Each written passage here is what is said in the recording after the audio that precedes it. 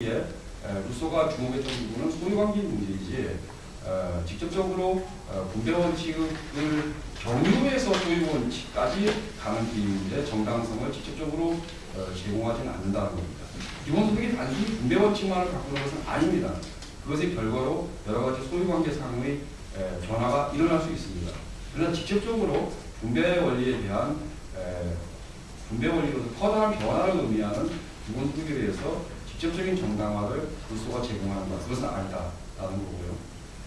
칸트의 경우에 많은 것이 논의민주주의 혹은 시민민주주의적으로 위탁되어버리고 사실은 온유한 재화윤리학을 구성하기 어렵다라는 게 저의 입장입니다. 그렇다 그러면은 이와 같은 근대공화주의의 지평에서 기본소득이 정당화되지 않는다 그러면은 우리는 논의 지평을 좀 더 확장해야 된다라는 건데 저희 입장은 그런 겁니다. 일단 우리가 인간 모두가 대지에 대한 공동의 공유자라는 자격에서 출발하고 그 자격을 오히려 녹화에서 많이 끌어내려고 노력을 했습니다. 그 공유자라는 것은 단순히 자격이 아니라 좀 더 한 걸음 더 나아가서 확장을 한다 그러면 일정한 사회적인 조건을 공통적으로 가지고 있어야 된다, 인간이라면 누구나. 이런 말로 이러한 언명으로 발전시킬 수 있을 거라고 저는 생각합니다. 즉 자격의 공통성에서 사회적 조건의 공통성으로의 발전. 만약에 공화주의적인 방식의 기본소득 옹호를 한다 그러면 그 공통성의 문제를 자격의 공통성이 아니라 사회적 조건의 공통성으로 우리가 발전시킬 경우에만 기본소득에 대한 적절한 정당화를 끌어낼 수 있을 거라고 저는 생각했던 것입니다. 그래서 우리가 사람이라면 사회구성원이라고 하면 일정 정도의 사회적, 경제적 공통성을 가지고 있어야 된다라는 게 공화주의적 기본소득의 최대 도달점입니다. 저는 공통성이라고 말했습니다. 평등이라고 말하지 않았다는 것에 유념해 주시기 바랍니다.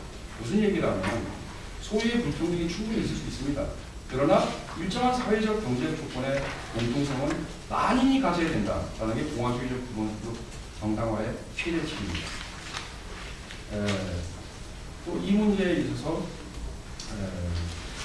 마지막 장, 5장에서는 민주주의 문제와의 상동성을 저는 따져보았습니다. 그와 같은 공통성의 영역 안에서는 누구나 평등합니다. 즉 무슨 얘기냐면 그가 기본소득을 받는 이유는 그가 가난하기 때문도 아니고 그가 기본소득을 받는 이유는 그가 장애가 있기 때문도 아니고 그나 나나 여러분들이나 모두 다 사회 구성원이고 동등하고 평등하기 때문입니다. 즉 동일한 자격을 갖고 있기 때문에 동일한 사회경제적인 조건을 향유할 권리를 갖고 있다는 것이죠. 이 문제에 있어서는 공통성의 영역 안에서는 평등이 관철이 됩니다. 따라서 민주주의의 기본 원리인 평등권, 즉 선거권의 평등, 보통선거권, 이것과 기본소득은 상당히 원리적 상동성을 가지고 있습니다. 예컨대 저와 논의 기반은 다르지만 판파리스도 그런 얘기를 합니다. 노예 해방은 굉장히 중요한 변혁이었다. 보통선거는 그 다음에 일어난 변혁이다. 기본소득은 동일한 원리가 또 한 번 변혁을 만들어내는 것이다. 이런 얘기를 합니다. 그래서 보통선거제와 기본소득이 가지고 있는 원리적인 상동성에 대해서 짚어봤습니다. 기본소득이 도입된다고 할 때 평등한 사회경제가 그 자체로 수립되지는 않을 것입니다. 그러나 만인이 공통적인 사회경제적인 조건을 가지고 있으며 또한 만인이 정치적이고 이 문제에 있어서 민주주의 사회라 그러면 평등한, 동등한 사회 구성원이 되는 그런 정도의 사회가 이루어질 거라고 봅니다. 그리고 그 다음 남는 문제가 있습니다. 재원을 어떻게 조달할 것인가? 어떤 기본소득입니다. 우리가 어떤 사회상을 가지고 이 기본소득을 도입하는 것인가? 그럴 경우에 우리는 좀 더 많은, 즉 단순히 일정 영역 안에서의 만인의 사회경제 공동성을 넘어서서 만인의 경제 평등까지 갈 수 있는 길로 기본소득 안에 내장되어 있다고 저는 생각합니다. 그러나 이것은 제 논문의 주제가 아니고 다른 분들이 다뤄주셔야 될 문제인 것 같아서 제 발제는 이걸로 간략하게 끝내겠습니다. 감사합니다. 네, 고맙습니다. 제가 내용을 다시 정리할 필요는 없을 것 같고요. 단지 하나 꼭 기억하고 싶은 이런 말이라면, 사람이라면 일정한 사회적 조건을 똑같이 가지고 있어야 한다는 사회적 조건의 공통성을 말씀해 주셨는데, 이게 오늘 발제하신 내용들이 시사성이 높지 않나 생각이 듭니다. 두 번째로 이어서 강노한 선생님께서 두 번째 발제를 착취와 수탈의 시공간과 기본소득이라는 주제로 해주시겠습니다. 네.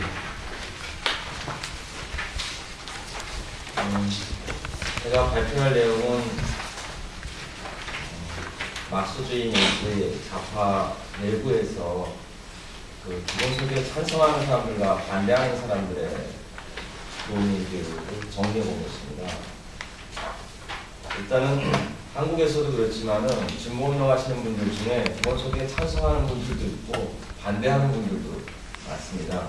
그리고 이제 반대하는 논거는 여러 가지가 있겠지만 가장 중요한 논거는 노동자들이 현재 자본주의에서 자본가로부터 착취당하고 있는데 기본소득 제도를 만들게 되면, 실현시키게 되면 노동자들이 일해서 경제적 부를 늘려놨는데 일하지 않는 사람들, 그 사람들이 만들어 놓은 거에서 세금을 내서 일하지 않는 사람들이 밖에 더 많이 받게 되니까 기존의 자본주의적 착취보다 오히려 기본소득을 도입하면 착취가 늘어난다.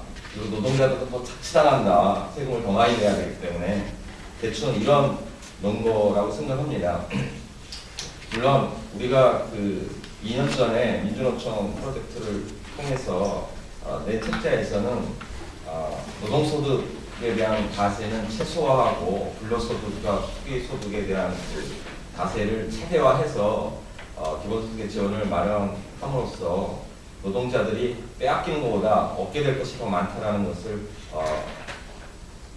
가져가려고 노력을 했습니다만, 어쨌든 이론적으로 전 세계적으로 기본소득이 노동자들에게 불리하냐 아니면 유리하냐, 그리고 이론적으로는 착취가 늘어나냐 아니면 줄어드냐, 이게 핵심 논의 중에 하나라고 생각됩니다.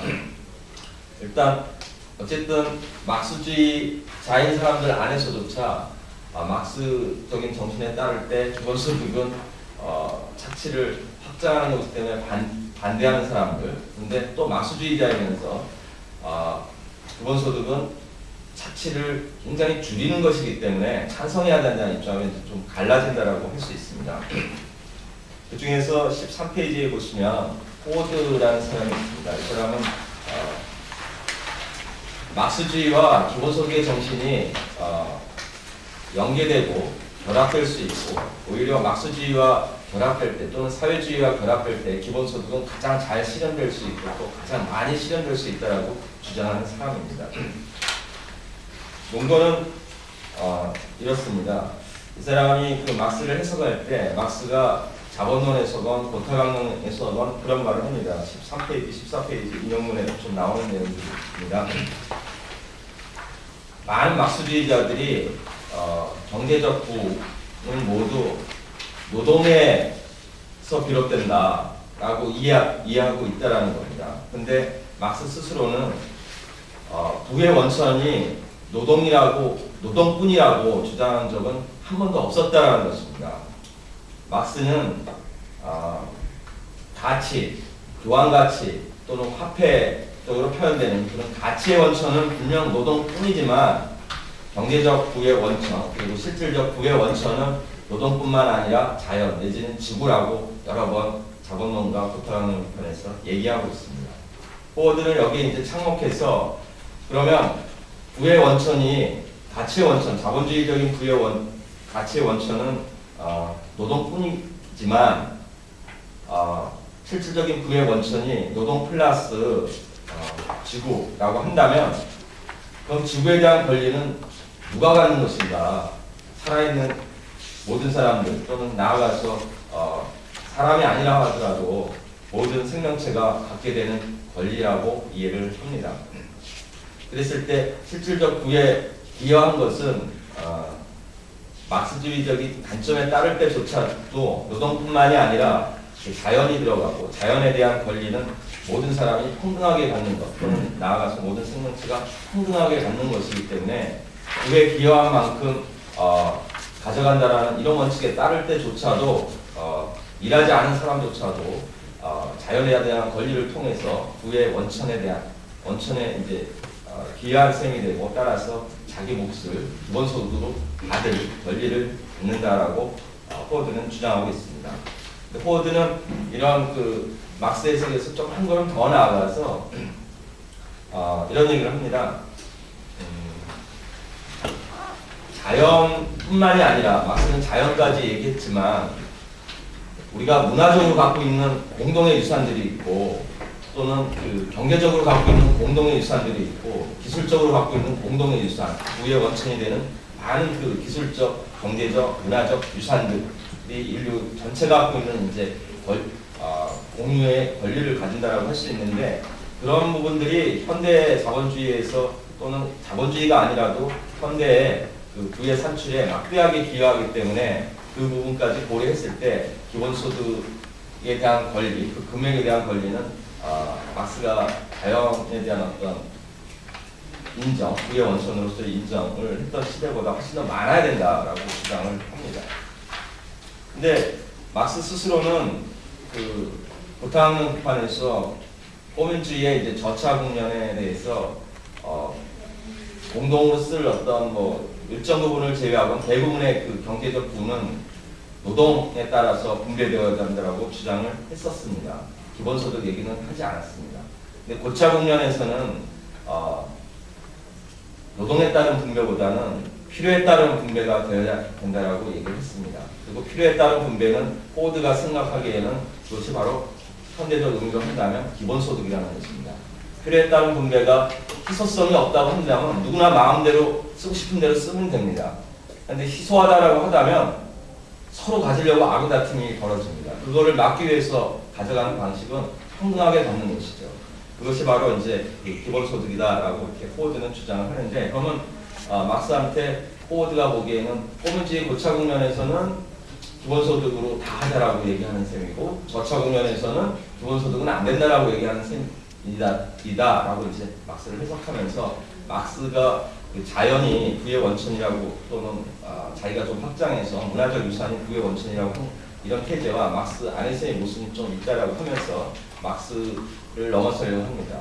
근데 막스가 사회주의, 꼬민주의 저차 국면 내지 사회주의에서 기본소득 또는 필요에 따른 소득 원리를 부정한 이유가 무엇이냐라고 이제 따져 묻습니다. 막스 스스로 대답을 하기는 고탕 비판에서 아직 우리가 충분히 산출해내지 못했기 때문에 그리고 노동이 모든 사람들의 일차적인 욕망이 되지 못했기 때문에 아직 경제적으로 가난하고 그래서 좀 노동이 일차적인 욕구가 되고 또 사람들이 그 풍족하게 많은 것을 만들어낼 수 있을 때까지는 필요에 따른 분배 원리는 좀 뒤로 미뤄야 된다라고 주장을 했었습니다. 근데 호워드는 막스가 죽은 지 지금 뭐 얼마가 됐나요? 200년이 좀 넘었는데 100년이 좀 넘은 건가요? 네, 헷갈리네. 네, 80, 네, 한 120년 된 거죠? 네, 120년 좀 됐는데 현대 자본주의는 막스 시절에 그 발전하지 못한 자본주의하고 비교할 때 우리가 먹고 살 만큼 이미 충분히 많은 것을 생산하고 있다. 더 나아가서 문화적으로도 너무 풍족하게 생산하고 있다. 모든 나라가 그런 것은 아니지만 세계 전체적으로 볼 때 그렇고 또는 잘 사는 나라는 지나치게 많은 것을 생산해 놓았다. 우리는 부의 산출 측면에서 충분한 단계에 도달해 있다. 그래서 지금이라도 당장 막스의 말대로 필요에 따른 분배 내지는 기본소득을 당장 할 수 있다라고 주장을 합니다.